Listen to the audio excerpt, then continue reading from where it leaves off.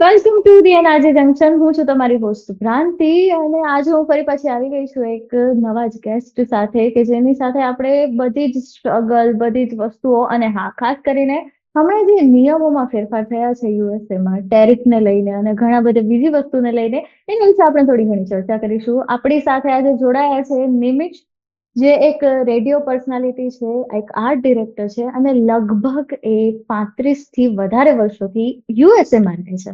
તો આપણે એની પાસેથી થોડી ઘણી બેઝિક ઇન્ફોર્મેશન લેશું. ન્યુ કમર્સ કે જે લોકો ત્યાં આવે છે એ લોકોને શું ધ્યાનમાં રાખવું જોઈએ અને શું ધ્યાનમાં ના રાખવું જોઈએ.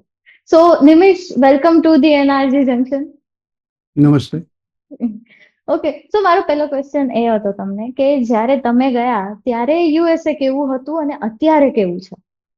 પહેલો સવાલ તમને એ છે કે સારું બોલવાનું છે કે સાચું? આમ તો જોવા જાય તો સાચું બોલવાનું છે.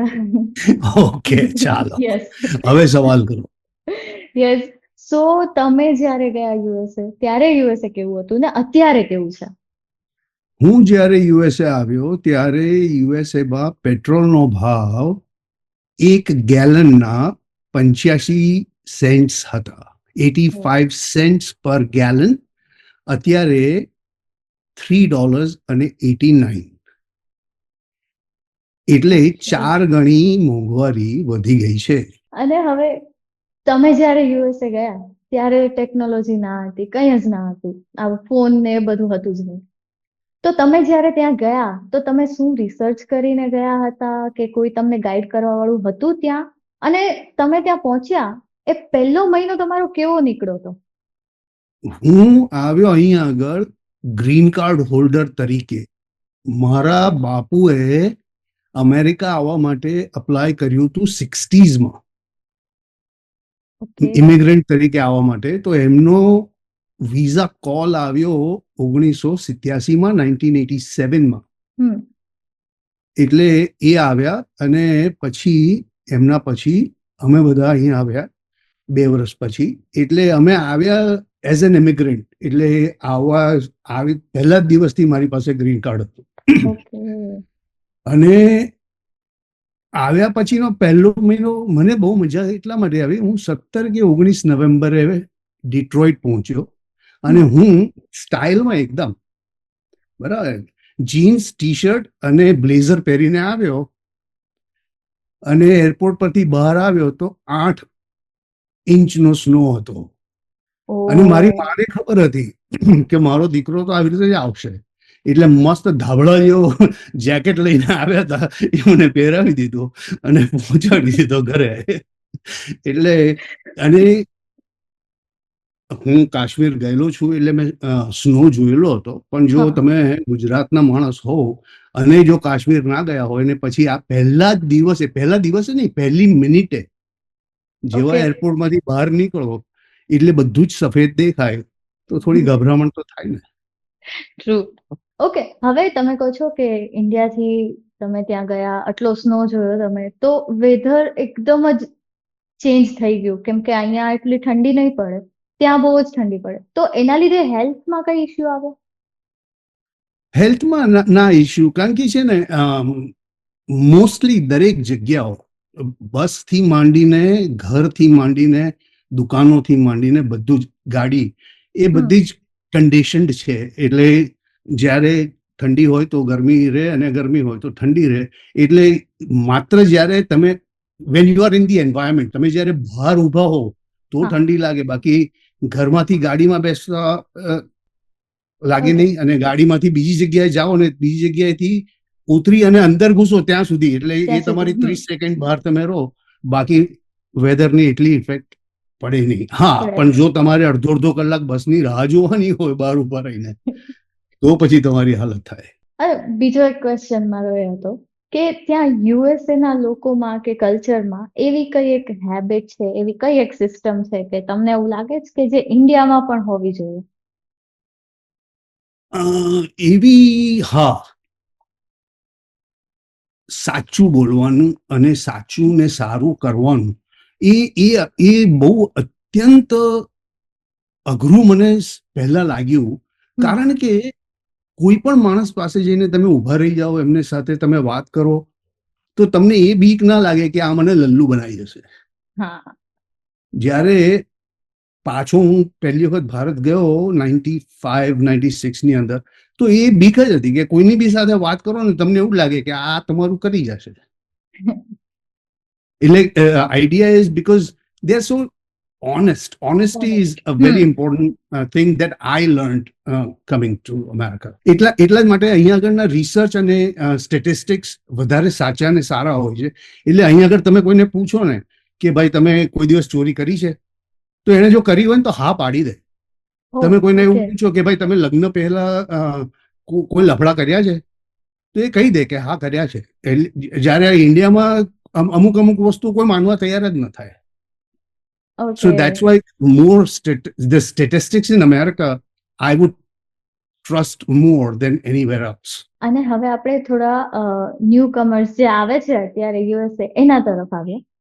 એ લોકો જો આવે છે અમેરિકા, બરોબર, તો ત્યાં કોઈ ગુજરાતી સમાજ કે એવી કોઈ બીજી કોઈ કમ્યુનિટી છે કે જેની સાથે એ લોકો ઇન્ટિગ્રેટ કરી શકે?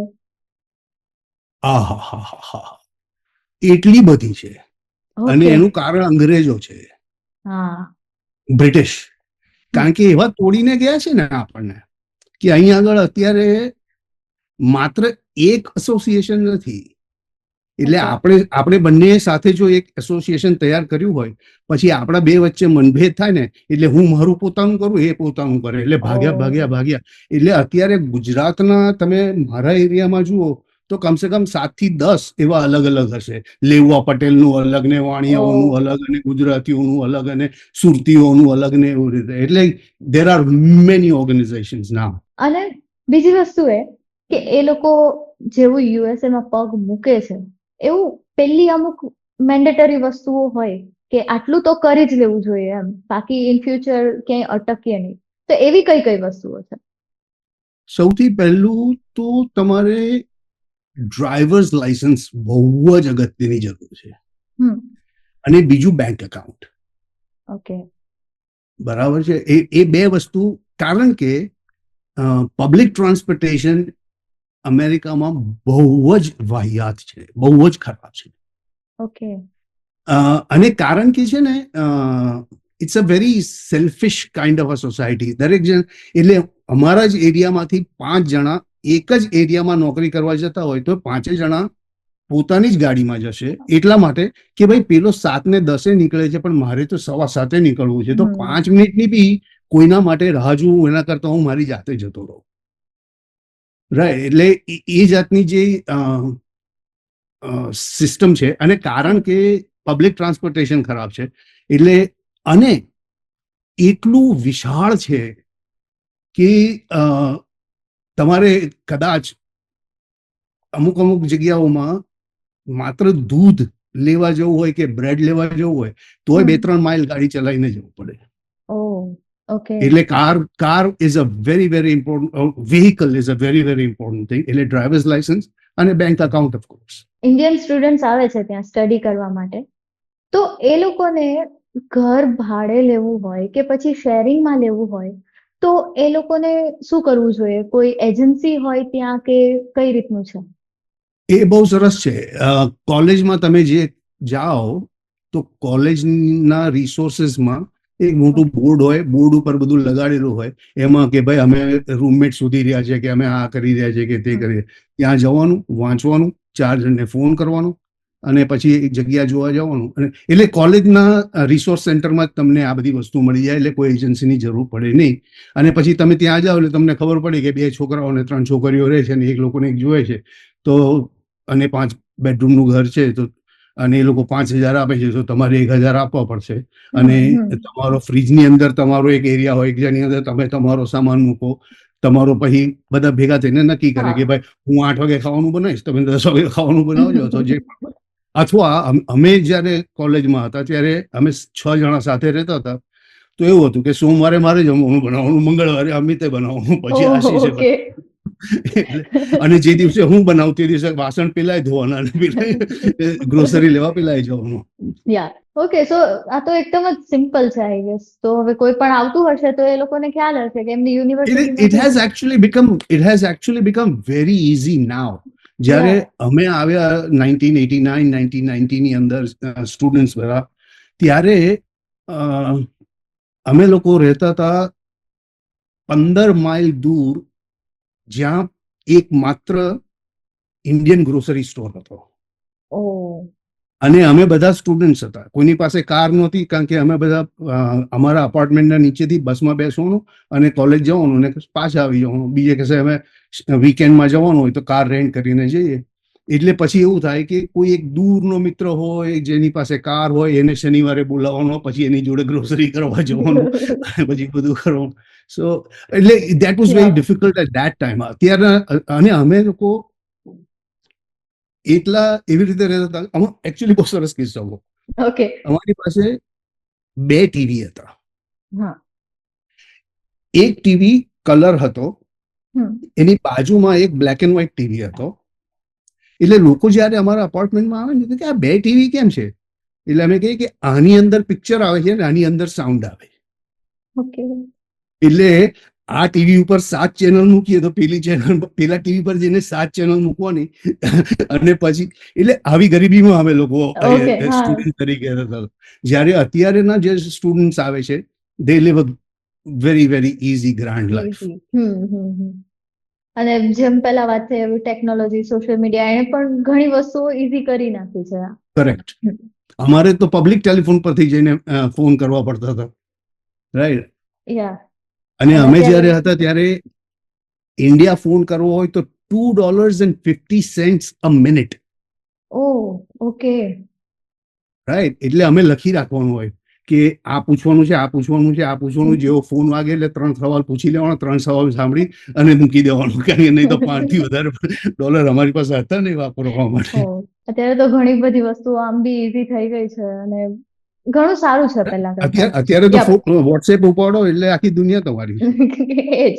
બીજો એક ક્વેશ્ચન મારો એ હતો કે માની લો કે મારે યુએસએ માં રહેવું છે, તો મને શું કરો? મિનિમમ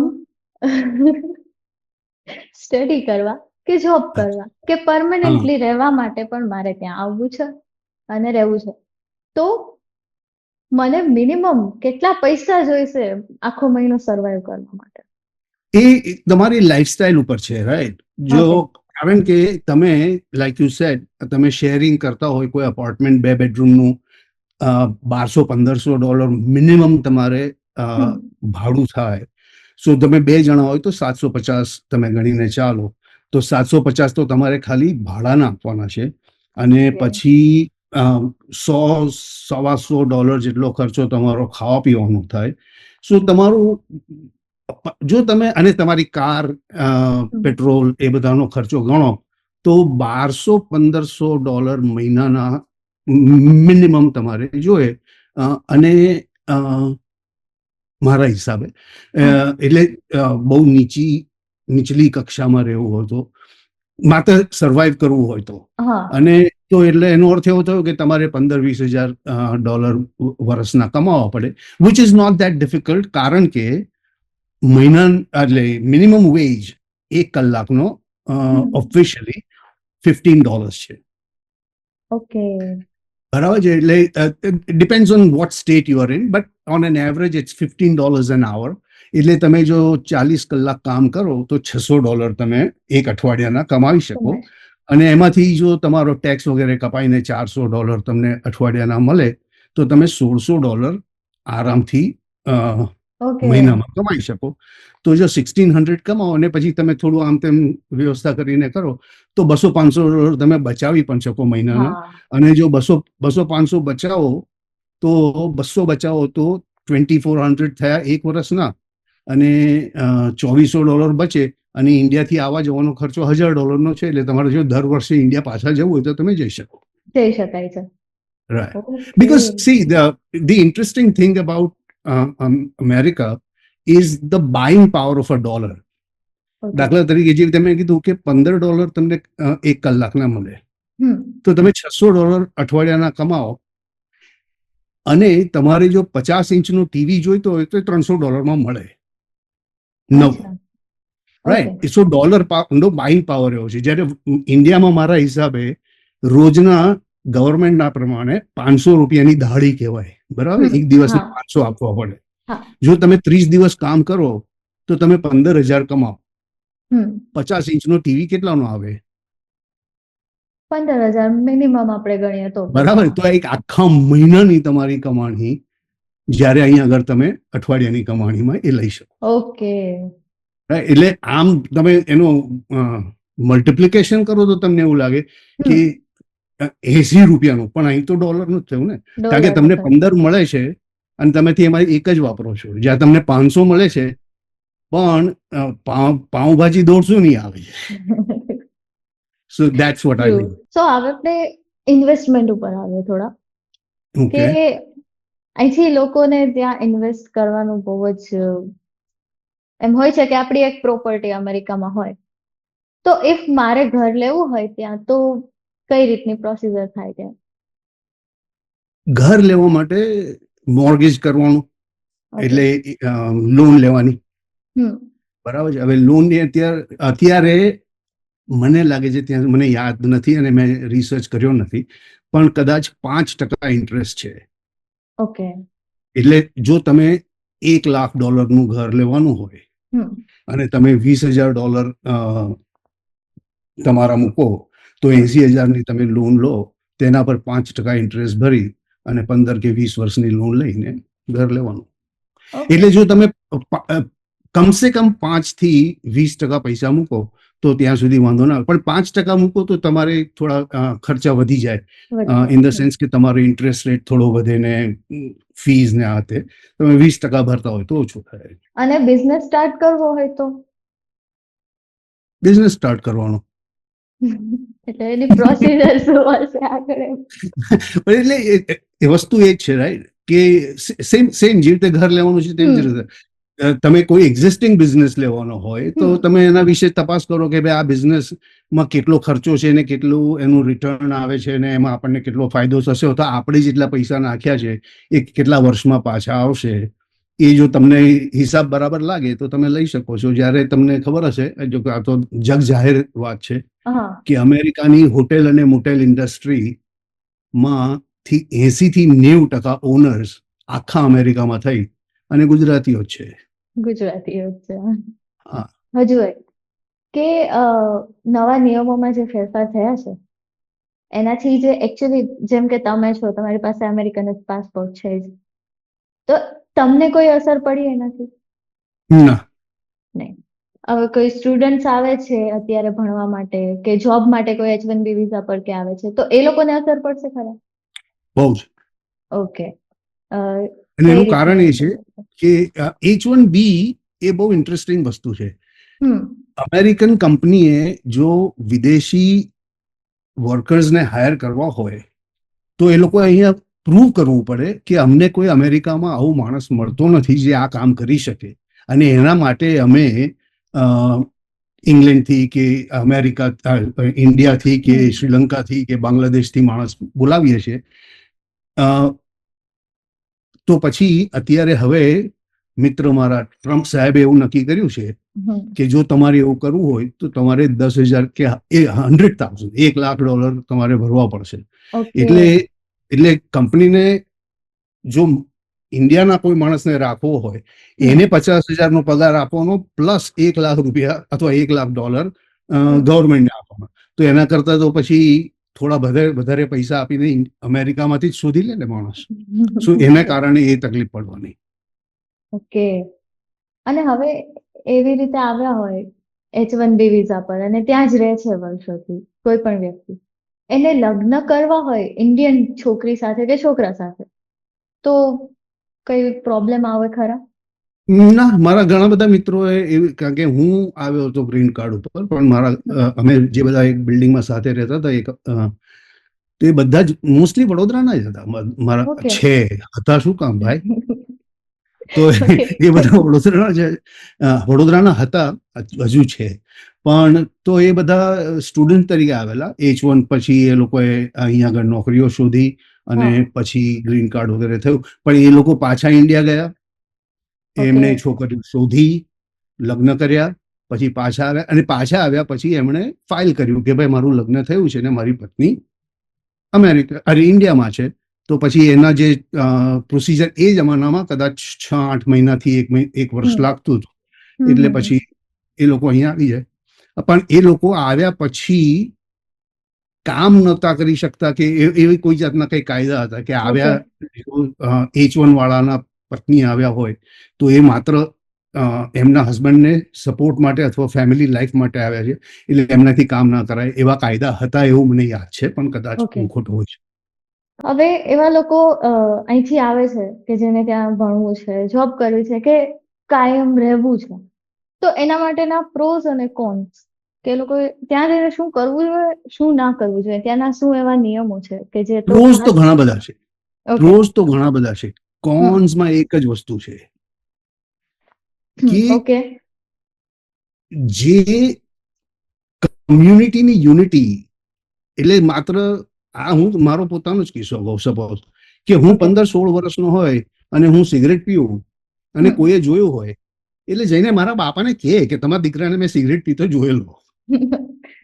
રાઈટ, એ અહીં નથી થતું. ઓકે એટલે ત્યાં તમે બુધવારે બપોરે કોઈને ફોન કરી રહ્યો શું કરે સાંજે, ચાલ ને ભેગા થઈને બેસીએ, તો હમ મળી જાય. અહીં આગળ તમે બુધવારે ફોન કરો કે ગાંડો થઈ ગયો, કામ નથી કરવાનું, કાલે સવારે શનિવારે મળશું. એટલે આ તકલીફ છે.